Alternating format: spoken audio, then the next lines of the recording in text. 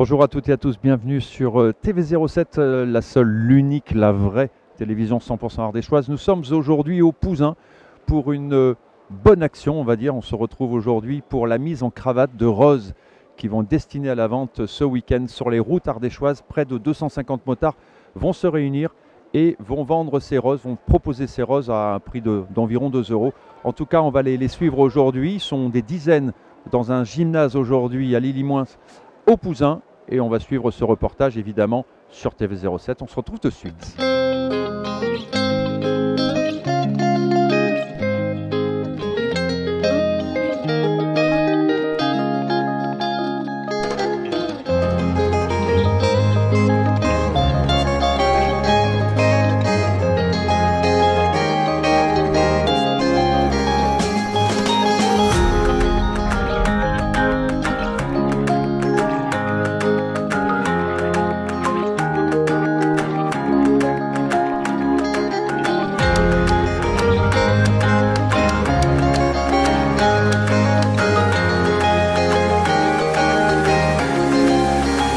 Expliquez-nous un petit peu ce que vous faites ce matin.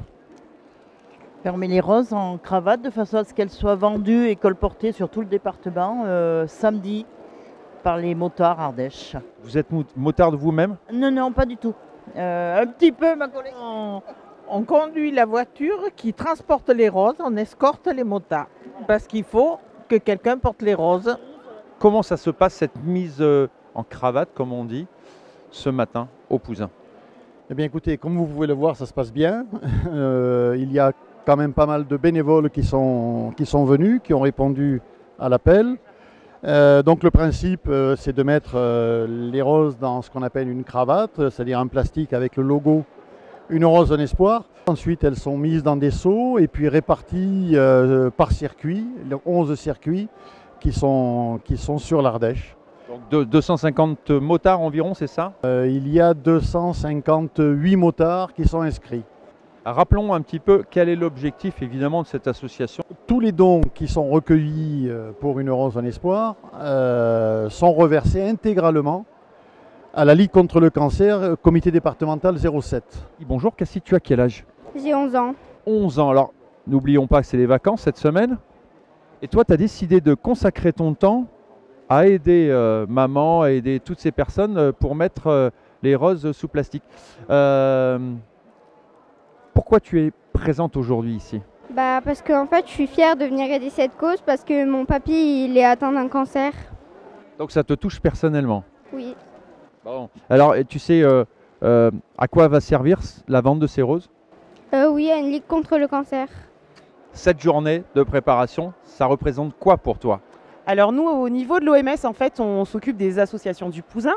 Donc on a fait un appel aux associations du Pouzin pour que les bénévoles viennent en fait emballer les roses. Et puis c'est aussi un petit objectif personnel, de venir un petit peu donner un coup de main pour cette lutte un petit peu contre le cancer et puis pouvoir apporter sa petite graine. Ça représente quelque chose pour toi, le mot cancer? Moi j'ai perdu mon papa d'un cancer, donc du coup ça me touche personnellement. Ouais. Parlez-nous un petit peu du comité 07 de la Ligue nationale contre le cancer. Ça représente quoi pour vous aujourd'hui, cette action de ces roses qui seront proposées dans quelques jours, là, ce week-end? Oui, écoutez, cette action, c'est une action très très importante pour nous, qui est reconduite depuis la 7e année, faite par les motards, Une rose, un espoir, patronnée par Pascal Candela, et c'est fabuleux pour nous parce que tout cet argent, ils nous ont remis l'an dernier, en 2018, 50 000 euros. Et tout cet argent revient à la recherche. C'est pour la recherche contre le cancer. Et voyez toutes ces petites mains qui travaillent, tous les motards, tous les bénévoles que je remercie, que je tiens à remercier énormément. Mais c'est une belle journée. On sait que ça va partir à la recherche. Toutes les finances vont partir à la recherche. Et que ça va aider nos malades. Donc vous serez à partir de samedi matin sur les routes. Vous avez déjà prévu un circuit? Mais chaque année, les circuits sont établis à l'avance. Nous, c'est le Pouzin, Saint-Julien, Privaf et la vallée de Louvèze, retour par la vallée de la Paille, passant par Chaumérac, et puis après rendez-vous de tous les groupes de motos à Cruas, pour une parade qui va de Cruas jusqu'au Pouzin, où on se retrouvera ici même pour la soirée. où on apprendra le nombre de roses qui ont été vendues et bien sûr le chèque qui pourra être remis à la Ligue contre le cancer. Mais qu'est-ce qui manque aujourd'hui dans l'accompagnement justement des personnes dites malades? Je pense qu'il y a deux choses qui sont importantes. La première, c'est changer l'image du cancer, parce que c'est une maladie dont il faut vraiment parler, montrer qu'elle évolue, qu'il y a des progrès qui sont faits, et les chercheurs à qui on remet les chèques chaque année au mois de février le disent. C'est une guerre aussi qui mène à l'intérieur de notre corps avec l'infiniment petit. Il faut vraiment le valoriser, ça. Et alors le vulgariser, c'est un terme peut-être, en tout cas le démocratiser, le faire savoir au niveau du grand public, parce qu'il y a énormément de progrès qui sont faits. En une trentaine d'années, on a complètement déjà fait évoluer les chiffres de la guérison.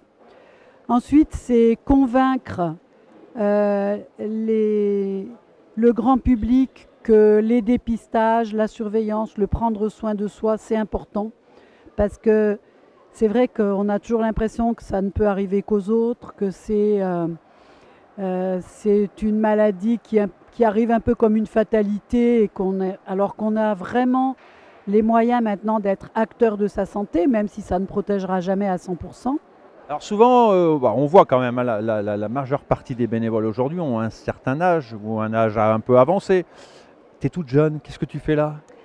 Alors mon papa est vice-président et ma maman est également dans le bureau, donc ça fait 6 ans que nous sommes dans l'association et moi c'est un pur plaisir. J'invite mes amis à nous rejoindre et j'invite les jeunes également à nous rejoindre car c'est une très belle association et un très joli mouvement. Le cancer pour toi, qui est toute jeune, ça symbolise quoi? Alors au début, j'étais pas trop confrontée à ça et récemment, j'ai plusieurs personnes de ma famille qui ont été touchées et je me sens de plus en plus impactée par ces maladies et donc pour moi, ça veut dire beaucoup de choses, quoi.